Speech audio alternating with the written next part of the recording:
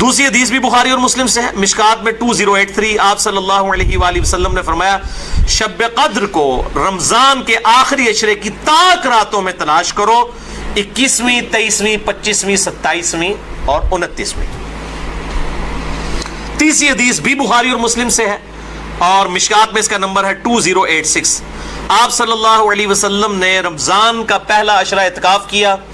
پھر دوسرا عشرہ بھی اعتکاف کیا، پھر سر مبارک خیمے سے باہر نکالا اور کہا کہ میں نے پہلا عشرہ اعتکاف کیا تھا شب قدر کی تلاش میں، لیکن مجھے نہیں ملی، دوسرے میں بھی نہیں ملی، پھر ایک فرشتے نے آ کے مجھے خبر دی کہ اس کو آپ آخری عشرے میں تلاش کریں، اگر تم میں سے کوئی اعتکاف میرے ساتھ کرنا چاہتا ہے تو کر لے۔ اور پھر آپ صلی اللہ علیہ وآلہ وسلم نے فرمایا مجھے خواب میں وہ رات دکھا دی گئی، اور اس میں مجھے رات میں وہ خواب میں دکھائی گئی لیکن پھر مجھے بھلا دی گئی، سنقرئک فلا تنسى الا ما شاء اللہ، اے نبی ہم تمہیں پڑھائیں گے تم کبھی نہیں بھولو گے مگر جب اللہ چاہے گا۔ بھلا دی گئی، اور اس کیوں بھلائی گئی وہ آگے بخاری کی حدیث بھی آ جائے گی، پھر بھلا دی گئی۔ بہرحال مجھے ایک بات یاد ہے کہ اس رات صبح کے وقت جب میں فجر کی نماز پڑھ رہا ہوں گا تو میرے ماتھے پر کیچڑ کا نشان ہوگا، یہ آپ کو خواب میں دکھایا گیا۔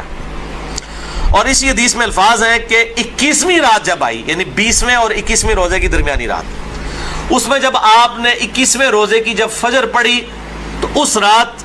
کافی بارش ہوئی، مسجد نبوی کی چھت ٹپکنے لگی، اور ظاہر ہے کہ قالین وغیرہ تو نہیں ہوتے تھے، مٹی پہ ہی نماز پڑھی جاتی تھی، یہی افضل ہے، لہٰذا اہل تشیع کا پارشلی مقدمہ اس حوالے سے مضبوط ہے کہ مٹی پہ ہی سجدہ ہونا چاہیے۔ تو بہرحال آپ صلی اللہ علیہ وآلہ وسلم کے ماتھے پر مٹی کا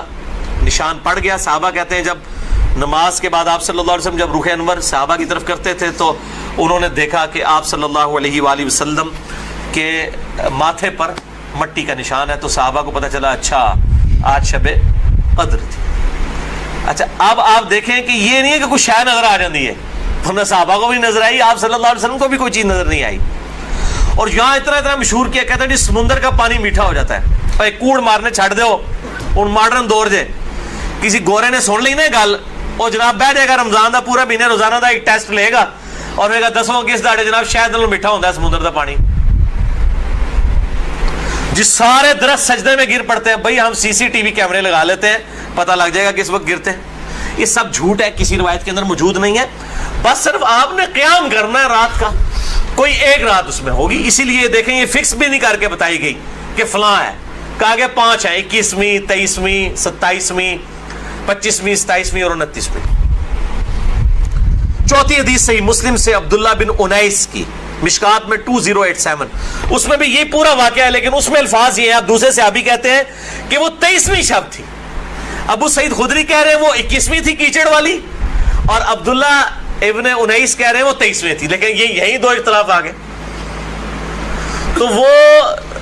21ویں بھی ہو سکتی ہے، 23ویں بھی، 25ویں بھی، 27ویں بھی، اور اس کی حکمت کیا ہے بدلنے کی میں بعد میں بتاتا ہوں۔ تو یہ شب قدر کے حوالے سے ایک دعا بھی بڑی مشہور ہے، اللہم انک عفو تحب العفو فاعف عنی، یہ روایت مشکات میں بھی موجود ہے 2091 اور جامع ترمذی اور سنن ابن ماجہ میں موجود ہے، لیکن یہ روایت منقطع ہے، وہ تابعی جو ہے عبداللہ بن بریدہ اس کا سماع اما عائشہ سے ثابت نہیں ہے، شیخ البانی سے حسن درجے تک پہنچاتے ہیں۔ بہرحال دعا کے بارے میں میرا موقف یہ ہے چاہے کوئی ضعیف روایت بھی ہو، اگر کوئی دعا کے طور پہ اسے کر لے تو میں اس کے اوپر کوئی فتوی والا معاملہ نہیں کرتا۔ امام دارقطنی نے بھی یہ بات لکھی ہے کہ یہ منقطع روایت ہے، اللہم انک عفو تحب العفو فاعف عنی۔ پانچویں حدیث صحیح مسلم سے ہے، مشکات میں ہے 2088، سیدنا ابی ابن کعب کو کسی نے بتایا کہ عبداللہ ابن مسعود کہتے ہیں رضی اللہ تعالیٰ عنہ کہ جو شخص روزانہ آخری پہر جاگے گا تہجد کے وقت تو وہ شب قدر پا لے گا۔ اب یہ دیکھیں کہ روزانہ جو جاگے گا ظاہر وہ پا ہی لے گا۔ عبداللہ ابن مسعود کی جب یہ بات پہنچی ابی ابن کعب تک تو انہوں نے کہا اللہ تعالیٰ ہمارے بھائی پہ جو ہے وہ رحم فرمائے، انہوں نے شاید یہ بات اس لیے کہی کہ لوگ صرف اکتفا ہی نہ کر لیں رمضان کے قیام پہ ہی، اس لیے انہوں نے یہ بات کی ہوگی، ورنہ ہمارے بھائی عبداللہ ابن مسعود کو یہ بات خوب پتہ ہے کہ شب قدر جو ہے یہ رمضان کے آخری عشرے میں آتی ہے. اور پھر انہوں نے کہا کہ میں اللہ کی قسم اٹھاتا ہوں کہ شب قدر جو ہے وہ 27ویں رات ہے. اور تابعی کہتے ہیں کہ انشاءاللہ کے بغیر قسم کھائی, کیونکہ اگر آپ انشاءاللہ کے ساتھ قسم کھائیں نا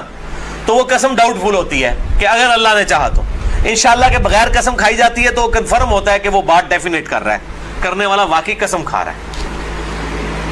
تو پھر پوچھا گیا آپ کو کیسے پتا ہے کہ 27ویں ہے؟ انہوں نے کہا اس لیے کہ آپ صلی اللہ علیہ وآلہ وسلم نے ہمیں نشانی بتائی ہے کہ اس رات جب سورج صبح کے وقت طلوع ہوتا ہے تو بغیر شعاؤں کے ہوتا ہے, یعنی بالکل ٹکیاں نکلتی ہے.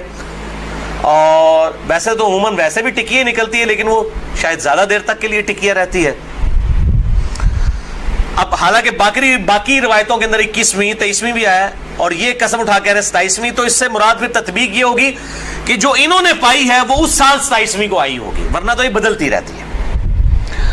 چھٹی حدیث صحیح بخاری سے مشکات میں 2095 کہ آپ صلی اللہ علیہ وآلہ وسلم شب قدر کا دن بتانے کے لیے کہ آپ کون سی رات کو یہ آئے گی باہر تشریف لائے, تو دو مسلمان آپس میں جھگڑ رہے تھے. یہ جھگڑنے کی نحوست دیکھیں. آپ صلی اللہ علیہ وسلم بھول گئے اور آپ نے فرمایا کہ مجھے اللہ نے بتائی تھی وہ رات لیکن پھر مجھے بھلا دی گئی, سنقرئک فلا تنسى الا ما شاء اللہ. اور پھر آپ نے فرمایا کہ اس وجہ سے بھلائی گئی کہ دو مسلمان آپس میں جھگڑ رہے تھے, اور پھر کہا ہو سکتا ہے کہ اللہ کی اسی میں بہتری ہو, یہ بھی ساتھ کہہ دیا, ورنہ انہوں دو مسلمانوں نے لوگ قیامت تک کوستے رہتے. بھائی اللہ نے بتانا ہوتا تو بعد میں بتا سکتے, اللہ کے لیے تو کوئی مسئلہ نہیں تھا, اسی میں بہتری ہو, اور یہ واقعی بہتری ہے. اور پھر فرمایا اب تم اسے 21ویں 23ویں اور 25ویں میں تلاش کرو. اب یہاں 27ویں 29ویں کا ذکر کوئی نہیں ہے, وہ الگ سے حدیث میں. تو حکمت یہ ہے بیسیکلی اس کو ڈیفرنٹ کرنے میں تاکہ لوگ یہ پورا عشرہ جو ہے وہ اہتمام کریں.